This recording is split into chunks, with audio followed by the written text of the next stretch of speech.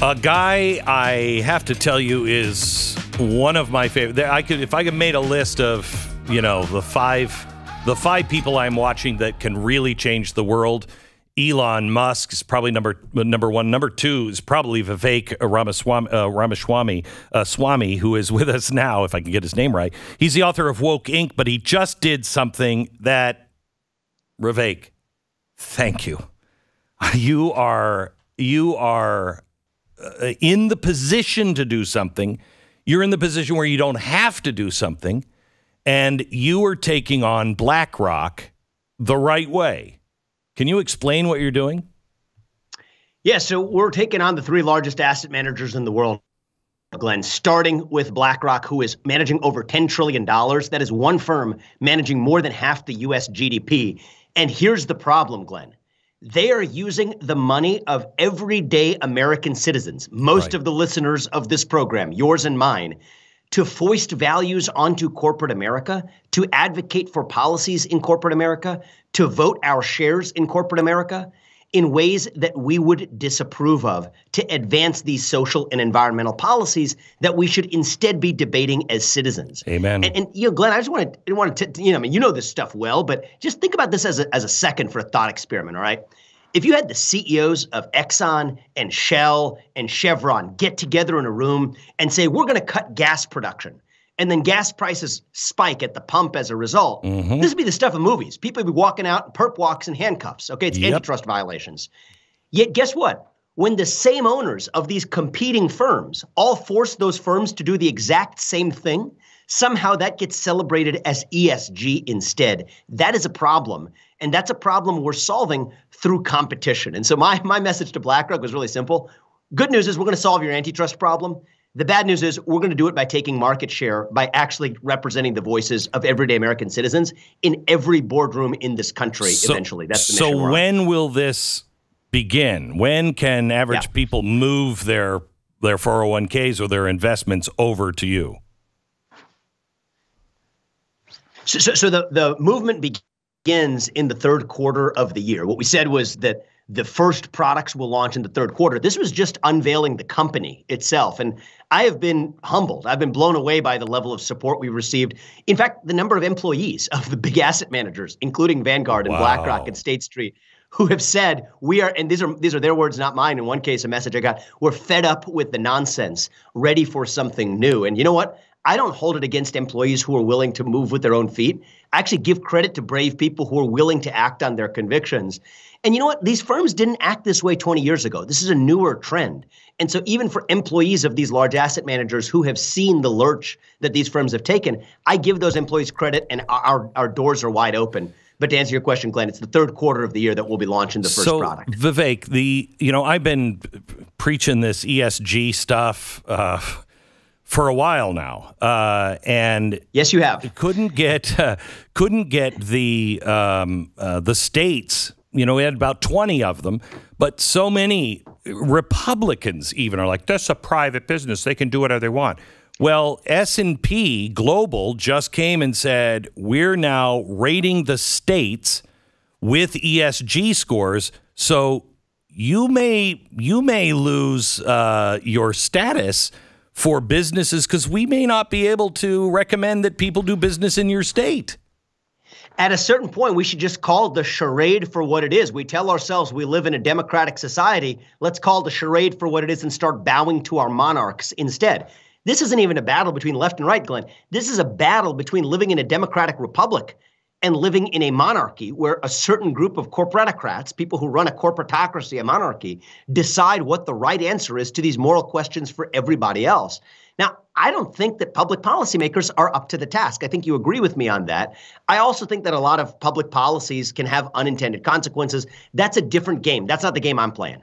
At the end of the day, I think that the market here, the actual market, the true free market, not the one that's guided by the invisible hand of government, but the one that's actually guided by the demands of everyday citizens, That's the system that I think could deliver the cleanest solution if brave enough people are actually brave enough to step into that void. I think there's a great economic opportunity. I also think there's a great opportunity to change our culture. So that's the path I'm taking. That doesn't mean that policymakers can't act. It's just that I'm focused more on the market track. You know, it's amazing to me. I see these companies, these media companies that sell for, $1 billion and they got nothing. We're the largest streaming network for right of center in the world. It's like worth $10. It's like, you're never going to be able to sell that. You're like, the market doesn't understand, and they refuse to understand that, I don't know, half the country doesn't agree with them and still wants products.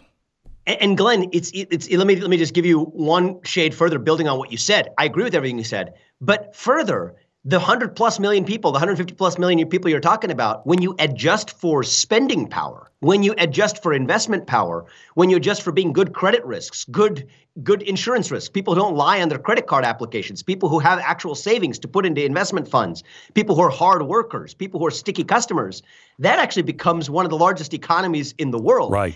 Now, that being said, I wanted to share with you my perspective here. I don't want to see a red economy and a blue economy in the long run. I don't either. This is beyond Democratic and Republican partisan politics.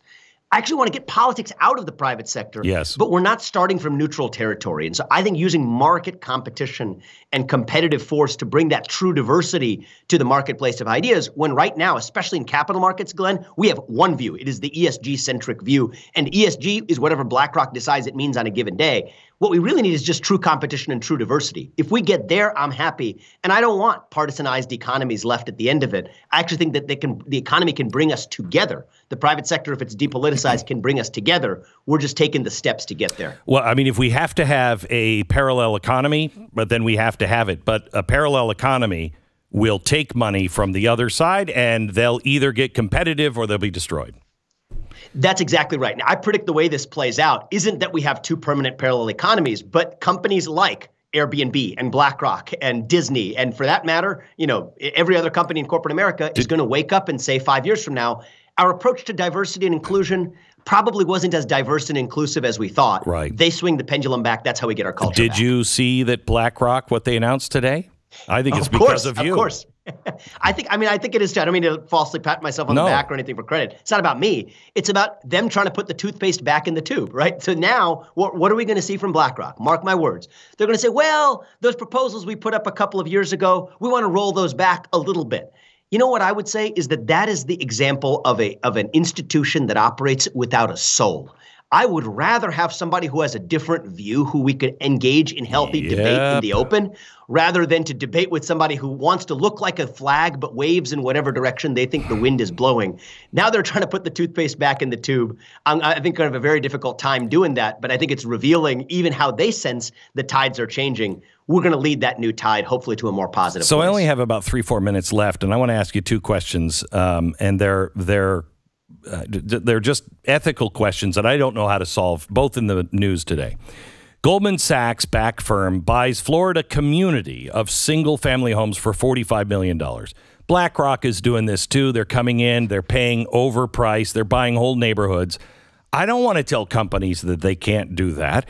I wouldn't be opposed to that if it wasn't for ESG and the Great Reset, which says you're not going to own anything by 2030, and everybody will be renters. So what do you think of this, and how do we deal with this?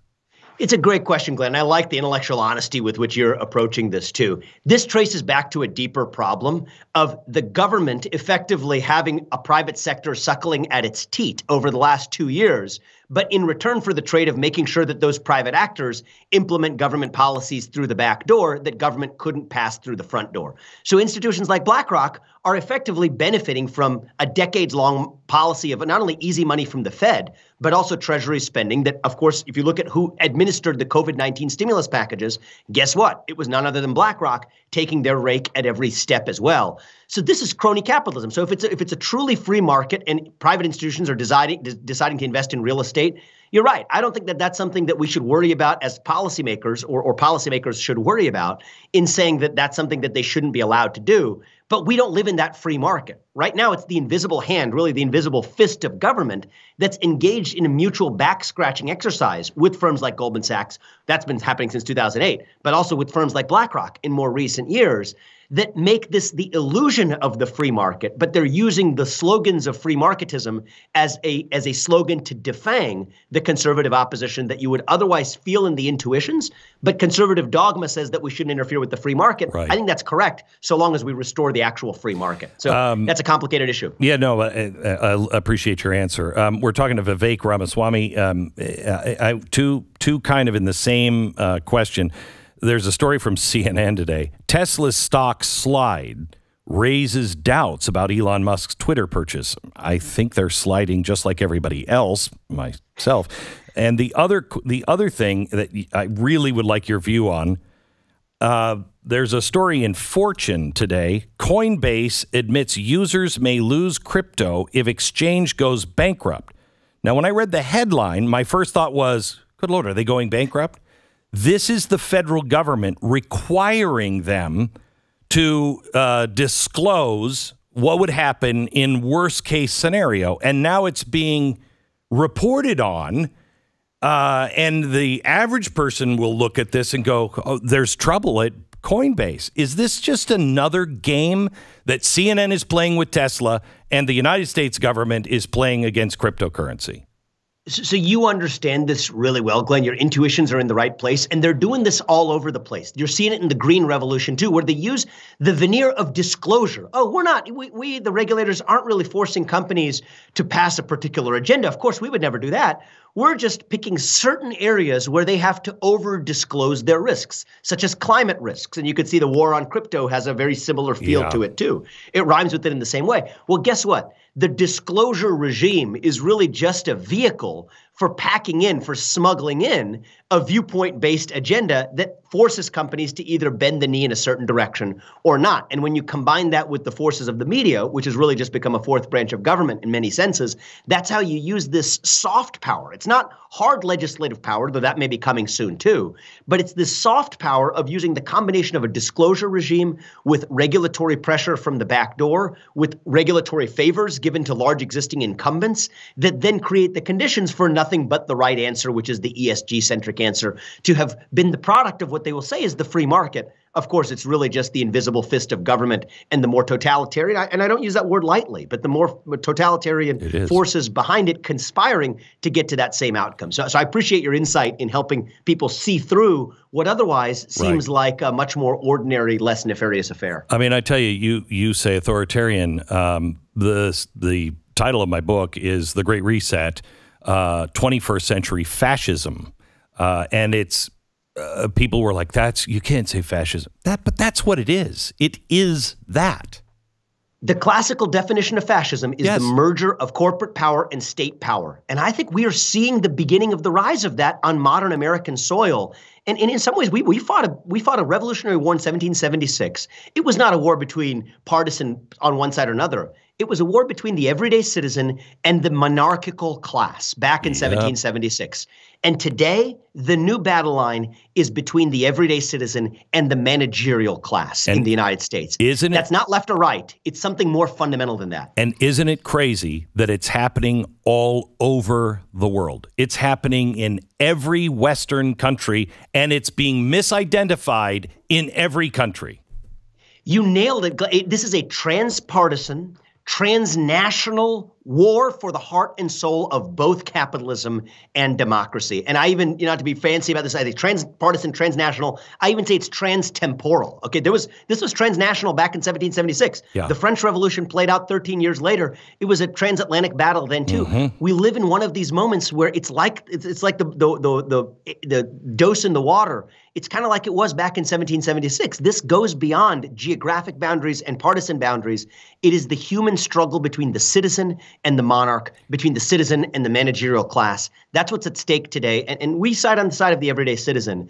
I'm just choosing to do it not through policy, but through actually creating a vehicle to compete with these new monarchs like BlackRock and Vanguard. So that's why I set out to do what I'm doing. Vivek, I cannot, and I mean this sincerely, I have waited for people like you to start standing up, and you have for a long time, but I mean standing up and I mean you're going against BlackRock and others. You're going to get slapped around. Thank you for that. I appreciate it. You give a lot of people, including me, hope. Thank you, Glenn. Appreciate it. Take the support every step. Bye-bye.